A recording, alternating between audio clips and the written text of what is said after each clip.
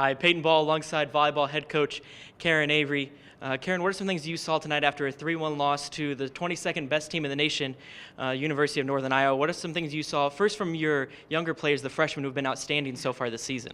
Gosh, the freshmen, they're fearless, and that's what I love about them. All three of them that are playing a lot, and actually the three that maybe you don't see a lot, they're the same. They're super fearless. They're outstanding volleyball players. They're outstanding people, and they have just brought so much energy to this group that it has been amazing to see the transformation from the first weekend in Notre Dame to them now. We're very excited. Like I said, Riley and Brittany are touching every ball as the libero and setter, and then Allie has been our big arm that we've lacked in the last year or so, and it's been nice to see her get balls and really put balls away for us. So and like I said, the other three have been amazing also, and you're going to see them here in due time. And you mentioned the energy from your team. What are some things that you saw tonight? It was obviously a big game against a top 25 opponent. What are some things that you saw from them? And also the crowd really got into it, especially in the set that you guys won. What are some things that you saw first from your team?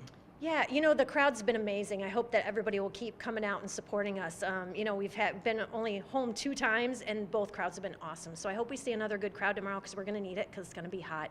It was extremely hot today, so I'm not sure if you saw the best out of both teams, honestly. You could definitely tell in sets as it progressed, the energy level go down. I mean, the energy level, even the crowd went down because it was really hot in here tonight.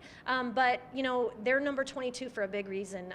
They're very disciplined, very well coached. She's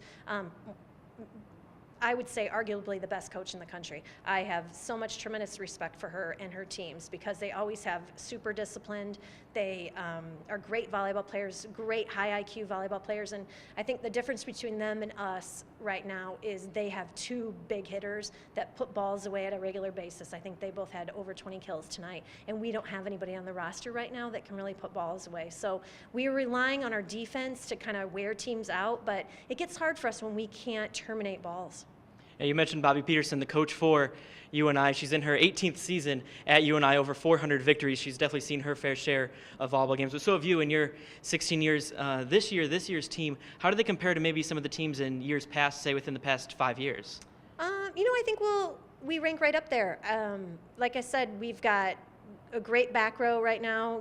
Allison and Catherine Carlson both do a great job defensively, digging balls with Riley, and that's been outstanding to kind of see. Like I said, I think the problem for us is we've got to find a way to terminate on a regular basis, and for us right now, I think if you go back to all of our losses, you'll see that we didn't have enough players in double-digit kills.